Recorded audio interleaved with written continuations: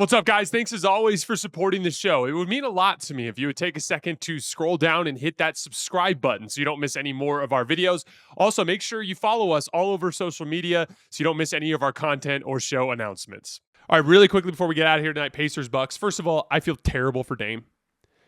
To work as hard as he's worked behind the scenes to get back on the court for that series and to suffer the type of injury that he suffered. I just hope that he's doing okay mentally. I can't even imagine where he's at right now, especially after they had just got a big win and it was early in the game and you're in a position where you can potentially tie the series and give yourself a real chance to win. And it kind of reminded me, obviously a very different type of injury, but it kind of reminded me, what happened after reminded me of what happened in the Lakers-Suns series in game 5? Yeah, I think it was game 5. So the Suns were up 3-1, right? If I remember correctly. And Anthony Davis comes back. And they're like, "Oh, Anthony Davis is back. You know, here we go. We're gonna have a chance to win the series." And probably shouldn't have come back because groin was obviously hurt. But in the first few minutes of the game, Anthony Davis just suddenly realizes that, like, no, I can't be playing out here, right? So he has to leave the game. And like you could just literally see the entire body language and the belief and the mentality of the Lakers just fall apart because they're like, shit, we can't win this game without Anthony Davis. Like, he's our anchor to everything that we do, right?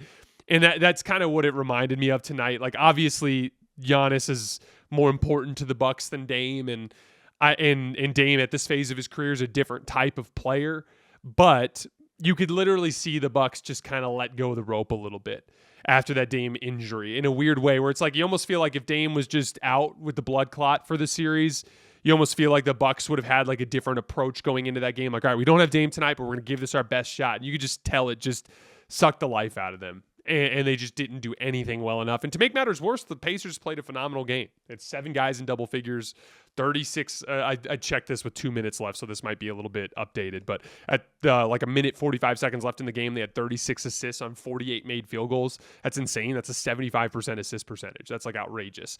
They shot the shit out of the basketball. They shot damn near 45% from 3.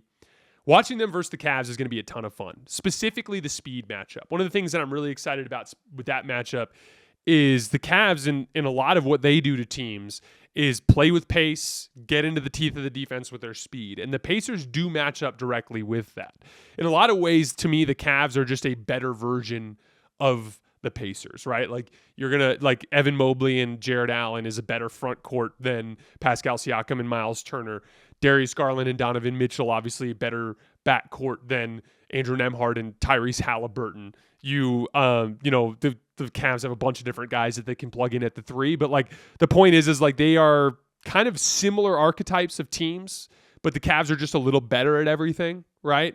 And that's what makes it a super interesting series because that speed element, a lot of the things that the Pacers do, they should be comfortable with going against the Cavs. And I think that's going to make for a very interesting series. That's my big prep for tomorrow. We're not doing a film session tomorrow morning, but what I'm going to be doing tomorrow morning is starting to watch film on Cavs Pacers. I'm really excited to dig into that series. As for Giannis, an Achilles tear for Dame massively devalues the one trade asset that the Bucks would have had to attempt to pivot this summer. So now the chances of Giannis getting traded are astronomically higher than they were before the injury, obviously. But just for the record, I'm not going to get into anything regarding Giannis trades at this point until the postseason. Until we're done with the postseason. That's a summer conversation. I haven't even really thought about it much.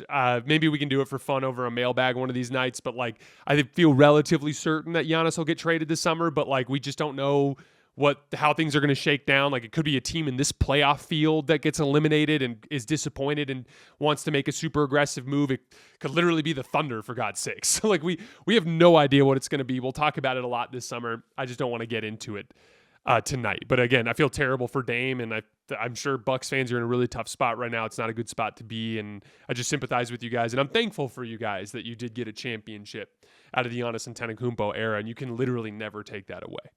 All right, guys, that's all I have for tonight. As always, I sincerely appreciate you guys for supporting me and supporting the show. No morning film session tomorrow, but we will be live after the final buzzer of Game 4 of Warriors-Rockets. I'll see you guys then tomorrow night.